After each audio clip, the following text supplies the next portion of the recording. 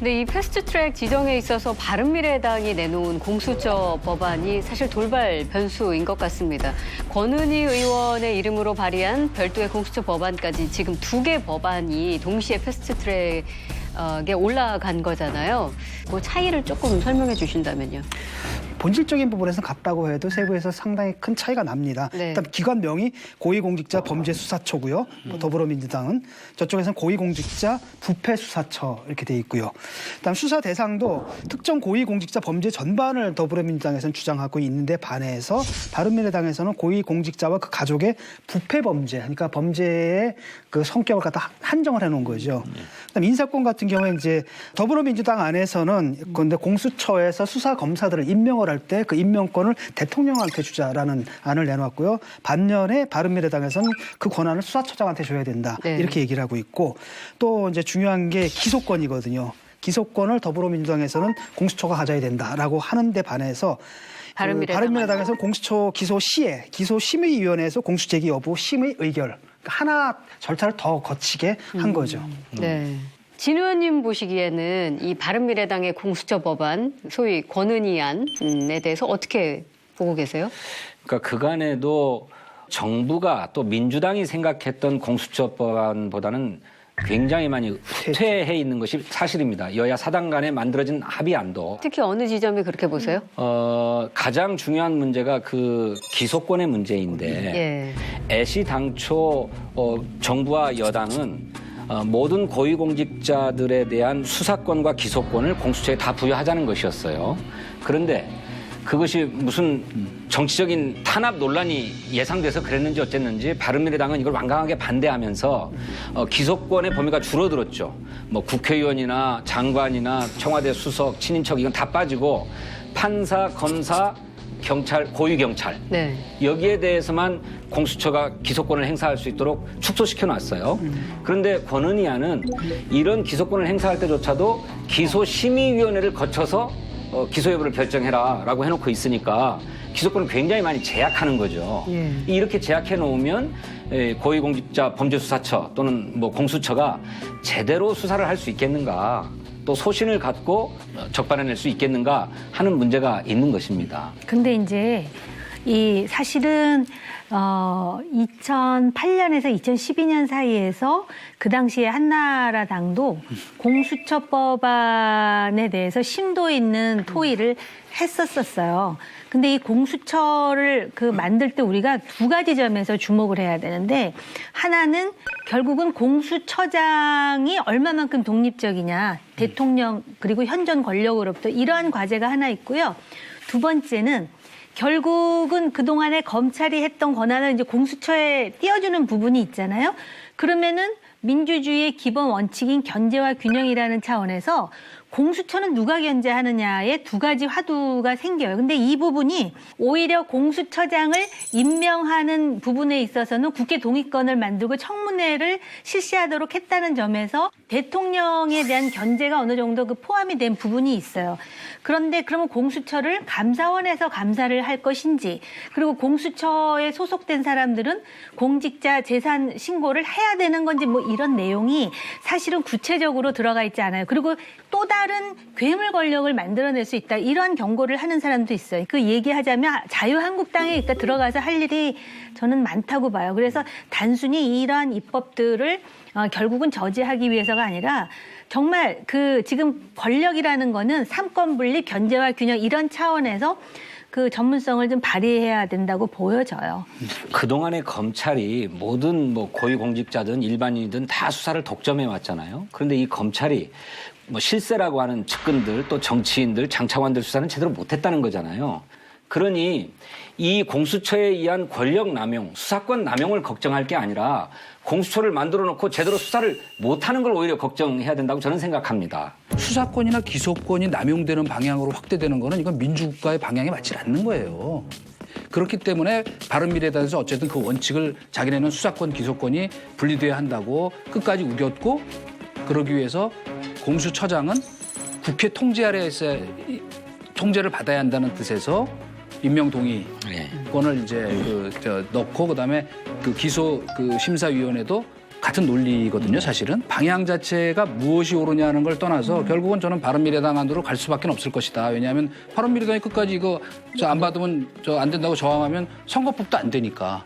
물론 큰 원인은 아까 그 짬짬이 말하자면 짬뽕도 먹고 짜장면도 먹겠다는 그것 때문에 이루어진 일이지만 검찰을 통제하자는 것도 검찰이 지금 무소불위에 지금 수사권, 기소권 행사하는 거를 제어하자는 거 아닙니까? 그런데 그걸 하면서 또 다른 무슨 무소불위의 수사권, 기소권 가진 집단 만든다는 건 이거는 정신에도 안 맞는 거거든요. 그러니까 저희가 한 가지 그거를 잊어버리면 안 된다는 걸 말씀드리고. 어쨌든 검찰 개혁이 시대적인 과제다라고 하는 건 분명하고 그렇죠. 또 실제로 그 검찰이 권력에 너무 눈치를 보다 보니까 권력 핵심들의 저런 국정농단이나 사법농단에 대해서 제대로 수사하지 못해왔다라고 하는 반성에서 비롯된 것 아닙니까? 그렇다면 그런 시대적 필요를 인정하고 해야 된다. 그런데 이게 촛불혁명으로 탄생한 이를테면 문재인 정부의 1호 공약인데 2년이 지나도록 국회에서 한 발자국도 진전을 못했어요. 그래서 패스트트랙을 선거법을 태우는 김에 함께 태우자고 해서 여기까지 온 건데 그것 때문에 일정하게 여야 간의 협상을 하느라고 좀 누더기가 되고 좀 악귀가 좀 잘 안 맞는 측면은 있지만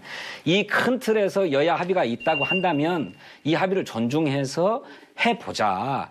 이렇게 봐주시는 것이 저는 뭐 근데 이렇게 생각합니다. 의원님 만약에 지금 공수처 법안이 2개 올라와 있는데 이게 이대로 갈 수는 없지 않습니까? 그러니까 어떻게 조정이 될까? 이수원님께서는 이거 결국은 바른미래당에서 낸 권은희안으로 가지 않겠느냐. 이게 무너져서 만약에 공수처 법안이 안 되면 자동으로 선거법도 잘 가다가 뚝 떨어질 수밖에 없는데 그게 가능하겠어요? 아니 역으로 선거법이 바른미래당이나 이쪽 정당의 입맛에 딱 맞게 만들어진다면 공수처 법안이 바른미래당 입맛에 안 맞아도 통과시켜야 될 수도 있지요. 그래서 2개 안이 뭐 국회 본회의에 마지막 표결에 다 올라간다라고 하는 거는 뭐 바람직하지 않다고 생각하고 그 사이에 충분한 논의를 통해서 단일안을 만들어내는 것이 좋다고 생각합니다. 네. 그리고 그런 과정에서는 논의에서 빠져 있었던 자유한국당도 들어와서 함께 더 좀 정합성이 높은 공수처 법안을 만들어내는 것이 좋겠다라고 저는 생각해요. 해외를 방문 중이었던 문무일 검찰총장이 그 입장을 바로 냈습니다. 그 대검찰청으로 자료를 전달해서 아주 불편한 심기를 드러냈는데 현재 신속 처리 안건으로 지정된 법률안들은 견제와 균형이라는 민주주의 원리에 반한다라고 비판을 직접적으로 한 거거든요.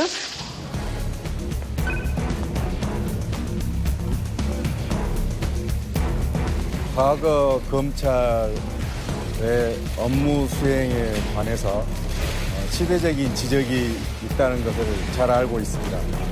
어떤 경우에도 국민의 기본권 보호에 빈틈이 생기는 경우가 없어야 한다고 생각하고 검찰총장이 정면으로 이렇게 비판한 것은 이건 처음 있는 일 아닙니까? 민주당 내부에서는 사실 당혹스러운 입장입니다.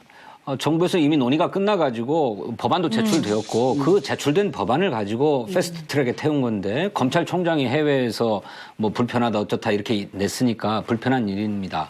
사실 이거는 처음은 아니에요. 뭐 이명박 정부 때 김준규 당시 검찰총장이 임기를 24일 앞두고 사표를 낸 이유가 바로 이 검경 수사권 조정 때문이었습니다. 그에 반발해서. 네. 그렇기 때문에 이것이 보통 간단한 문제가 아닌데 더욱 안타까운 거는 이놈의 연동형 비례대표제에 낑겨오는 바람에 이슈화가 안 된 거예요. 사실은 이게 엄청난 사건이거든요. 그러니까 터질 것이 터졌다고 보는 것이 맞다. 그러니까 거기까지. 혼자 다 얘기하면 안 되니까. 저 검찰총장이 본인도 검사고 검사 동일체의 원칙이 살아있는 조직이니 검찰의 수장으로서 앞으로 영을 세우자고 해도 검사 편을 좀 들어주는 얘기를 해야죠. 저는 그런 조직적 차원에서 이해합니다. 그런데 다만 적절하진 않다고 생각합니다. 정부 내에서 합의가 이루어진 사안입니다. 물론 검찰총장은 배제되었다고 하지만 검찰의 의견을 법무부 장관이 충분히 대변해 와서 조정하고 타협해가지고 그 검경 수사권 조정 방안을 확정하고 합의하지 않았습니까? 그렇게 해서 이제 국회로 넘어와가지고 패스트트랙에 태워진 건데 2년 동안 한 발짝도 진전을 못해서 정치적으로 수를 낸 것이 패스트트랙인데 이거를 검찰총장이 불편하다고 얘기한단 말입니까? 저는 대단히 부적절했다. 제가 보기에는 그 문무일 검찰총장은 2번 그만두실 기회를 놓쳤었어요. 첫째는 뭐냐. 2017년 가을에 본인이 적폐청산 수사 연내에 끝내겠다 그랬는데 중앙지검장이 그 다음날 그걸 깔아뭉개듯이 우리는 계속한다 그래가지고 지금까지 계속하고 있죠. 그리고 문재인 대통령께서도 적폐청산 수사는 살아있는 수사기 때문에 계속할 수밖에 없다. 사실은 정상적으로라면 그때 그렇게까지 자기의 어떤 그 지휘 명령권이 떨어졌는데 땅에 그만뒀어야 한다는 아끼는 분들의 얘기가 많았죠. 그런데 제가 부추기는 얘기를 하는 건 아니고 원래 이제 나가기 전에 사의 표명을 하겠다는 의지를 밝혔는데 주변에서도 이제 말려서 그러지 말고 일단 갔다 오시는 게 좋겠다. 그래서 나갔는데 이걸 앞당겨 들어오고 또 더구나 해외에서 냈다는 것은 사실은 심상한 일이 아니죠. 그리고 저는 사표를 낼 것으로 봅니다. 왜냐하면 그러지 않을 거면 이런 분란을 일으킬 성품이 아닌 분이기 때문에 여기서 더 이상 물러날 수 없다고 하는 뭔가 비장한 그 결의도 있었으리라. 저는 왜 그 문무일 검찰총장이 이런 말 하지 않았어요? 농부는 비 올 때를 기다리고 또 뽕 따는 안악내는 흐린 날을 기다리고 하늘 노릇하기 참 힘들다. 임명장 수여식 그런 때 말 그 얘기를 했었어요. 했죠. 네. 근데 이제 하늘 노릇이라고 생각하는 그 발상, 그 부분도 그렇고요. 아까 말씀하셨잖아요. 여론조사에 보면 공수처법에 대한 지지가 높다라는 것. 검찰의 업보 측면도 있죠. 권력의 시녀로서 어떻게 보면 지금도 시녀 아니에요? 지금은 아닙니까? 한번 반문하면서. 그래서 검찰 개혁을 해야 되는데 이렇게 함으로써 결국은 그 검경의 수사권 조정이라든지 또는 어떤 그런 새로운 그 시스템이 갖춰짐으로써 결국은 권력의 남용을 막고 더 이상 권력의 신여 역할을 안 하고 정말 공직자의 부패가 사라지는 구도로 갈 것인가. 그렇게 됐으면 좋겠는데 근데 검찰은 이거 업보예요. 네, 검찰이 이제 권력의 신여라고 말씀하셨는데 저는 좀 거기서 한 걸음 더 나가가지고 아니다. 오히려 권력을 우습게 보는 것 같거든요. 왜냐하면 권력은 바뀌어도 자기들은 영원하다라는 거예요. 조직이 이기주의가 있는 거죠. 너희들은 바뀌어도. 쉽게 말하면 신여가 될 때도 저들 시켜서 억지로 하는 게 아니라 굉장히 적극적이고 능동적이에요. 거래를 하자라는 겁니다. 이게 지금 검찰의 문제고요. 그러다 보니까 지금 또 이번 사건에서 나타나는 건데 뭐냐면은 이게 아마도 그 검찰 내부에서 그 검찰총장에 대한 평판 또 신망 이게 퇴임 이후와 이전 계속 진행되는 겁니다. 그러니까 조직 내에서 뭐라고 해야 하냐면 자기 조직을 망친 거잖아요. 어떻게 보면 그 사람들 입장에서 보게 되면은 자기들이 바로 대한민국을 움직이고 있다라는 아주 최고의 권력층이고 우리는 선출되지 않고 또 교체도 안 되는 권력이다라는 이런 자부심을 무너뜨리는 일을 자기가 한 거잖아요. 바로 이제 이것 때문에 이제 한마디를 한 거라는 거죠. 검찰 수장으로서. 그렇죠. 수장으로서 이제 자기로서는 한마디 할 수밖에 없었던 거고. 근데 그 말씀은 아까 참 지적을 잘하신 것 같아. 임금이 바뀌어도 신여는 계속 있는 거예요. 그 이제 관료들의 일반적인 정서가 그렇죠. 대거를 계속 지키고 있는 거지. 네. 근데 아주 단적인 게 예. 김학의 사건 아닙니까? 그 법무차관 될 사람이라고 해서 다 덮어줘 버린 거잖아요. 그런 검찰을 수술해야 됩니다. 그 검찰을 수술하기 위해서 공수처도 도입하는 거고 검경 수사권 조정도 하는 것이죠. 그렇게 보면 시대가 요구하고 있다. 지금 당면한 과제이기도 하다. 좀 그렇게 생각합니다. 다만 논의 과정 속에서 아까 지적했던 여러 가지 문제들을 다시 한번 검토해봐요. 다시 한번 검토하고 잘 수렴해서.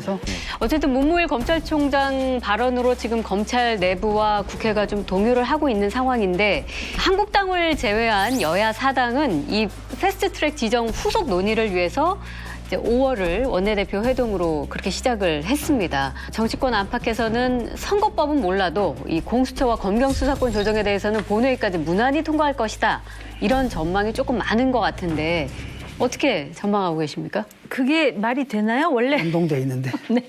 그리고 선거법부터 먼저 처리하겠다 그렇죠. 그런 거 아니에요? 순서가? 예. 그러니까 그런 말 나오잖아요. 만약에 그런 상황이 되면 세트 메뉴 생각하고 있다가 지금 단품 메뉴로 바꾸라 그러면 그 저항도 만만치 않을 것 같은데. 그리고요. 예. 자꾸 얘기 끝에 이게 중요한 법이잖아요. 세 개가 다. 예. 근데 최장 330일의 그 처리 그 기간이 있는데 이걸 왜 자꾸 줄여야 된다고 생각을 하면서 내년 총선 얘기를 하거든요. 오히려 이렇게 중요하기 때문에 331을 꽉꽉 채워가지고 그 다음 선거에 적용되더라도 제대로 만들어야 되는 거 아닌가. 이거 이렇게 어설프게 만들면은요. 그 얘기 하잖아요. 이제 진부한 얘기가 돼버렸지만 정치꾼은 다음 선거만 생각하고 진정한 정치가는 다음 세대를 생각한다. 이 법은 정말 중요하기 때문에 내년 총선을 생각하면 안 된다고 봐요. 정말 다음 세대를 생각해서. 그래서 진짜 꽉꽉 채우고 그리고 자유한국당도 반드시 논의구조에 들어와서 뭐 장애투쟁은 뭐 자유한국당의 재량이겠지만 그 제1야당으로서의 책임감을 좀 보여줘야 될 것 같습니다. 네. 충분히 논의하는 데는 대찬성인데 예. 다음 선거 때 적용하자고 보고 예. 논의하자 그러면 저는 통과 안 된다고 봅니다. 아니 패스트 트랙이잖아요.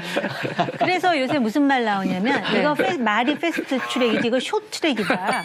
이런 말까지 나와요. 아닌데 이게 그거 뭐 부결되고 늘어지면 한도 끝 없이 늘어지는 것이고 부결되고 말아버리죠. 그다음에 다음 적용. 다른 한편으로는 사실은 이게 많은 시간이 필요한 건 아니에요. 결단이 필요한 문제지. 네.